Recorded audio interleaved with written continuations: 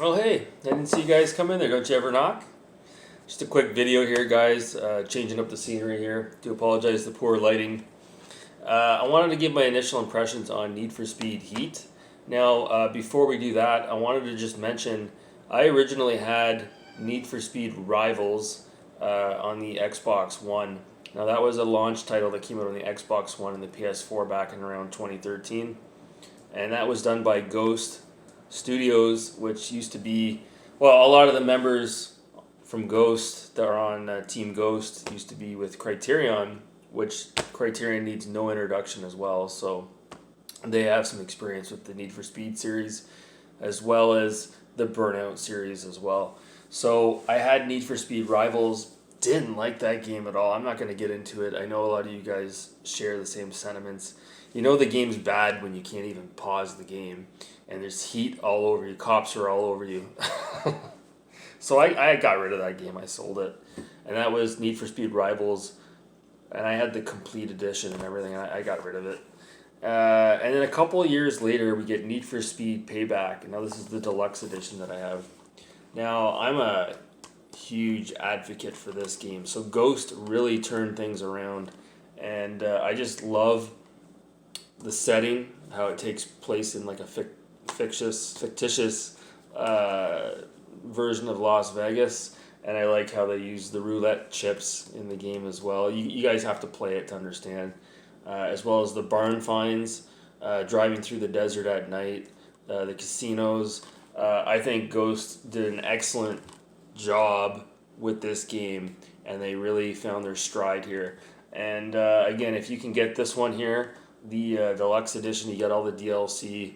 If you can pick this up on the cheap, it's well worth it. The graphics are amazing.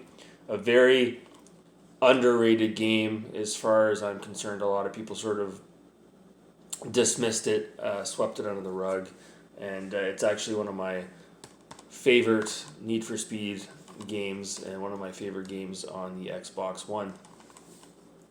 So fast forward to, what was it? Was it last year, I think? We got Need for Speed Heat, and this comes from Ghost as well. And I waited for this game to go on sale. I don't typically pay full price for the Need for Speed games. And finally, a few days ago, I was able to pick up Need for Speed Heat for $30 Canadian. Now, this is not a deluxe or definitive edition. I don't know if that even exists for this game.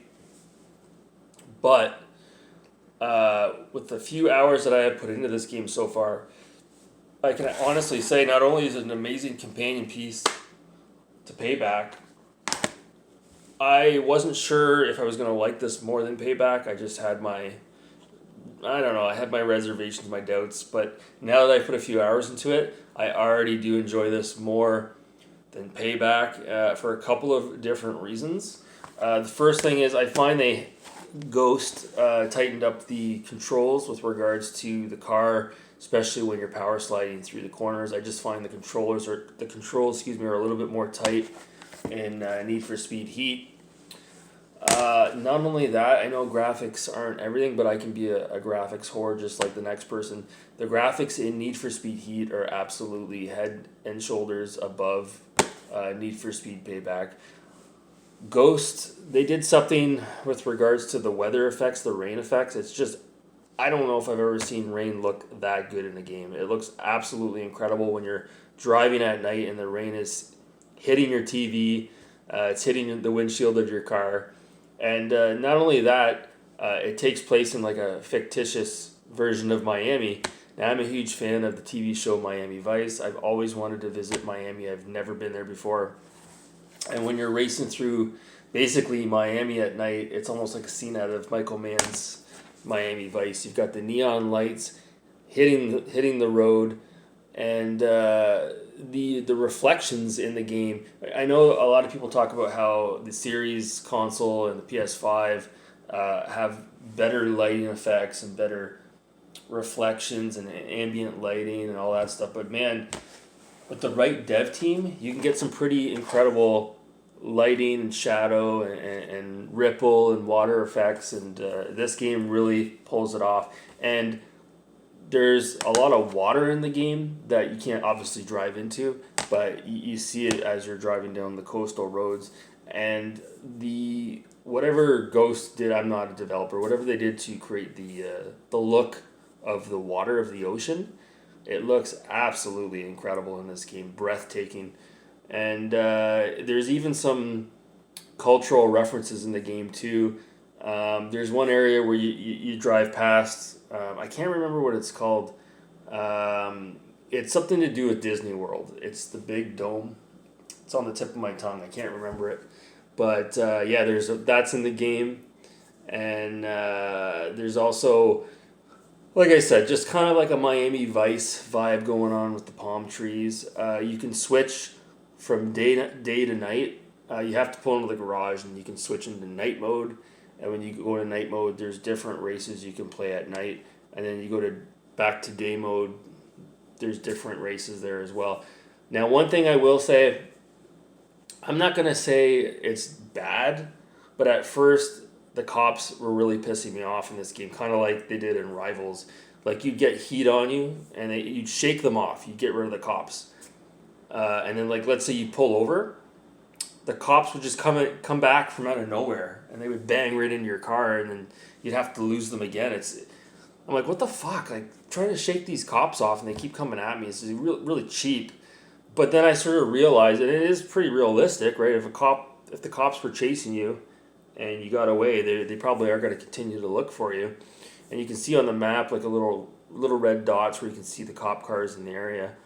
And really, I found the only way to truly shake off the cops was to pull in somewhere like behind a house or something and just sit there, park in your car and sit there and wait for the cops to just sort of fuck off. And then when they're gone, pull back onto the main road and continue to drive. And that's how it would be in real life, right? So, yeah, I'm having a blast with it.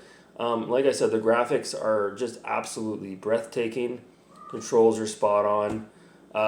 The story mode is typical Need for Speed fashion. Absolutely cringy as all hell. I think at the beginning of the game, they give you like a character selection screen. They give you 12 different characters to choose from. And I remember looking at all 12 and I didn't want to be any of them. I chose one guy and he's an absolute douchebag. So I want to go back and see if I can change my character. But that's the one big gripe with the Need for Speed games is the terrible story-driven narrative that they're really putting into the last couple in the series. But if you can just... this is what you do. Anytime you play either of these types of games, okay, before you even start playing, you got to turn down the voice volume all the way, turn it off, turn the music all the way off, because the music is absolute garbage in this game. And then you can start to enjoy yourself. So it's crazy though. This game absolutely, again, it got overlooked. Not a lot of people talked about it. I didn't hear Digital Foundry talking about this game. Maybe they did, but I don't recall.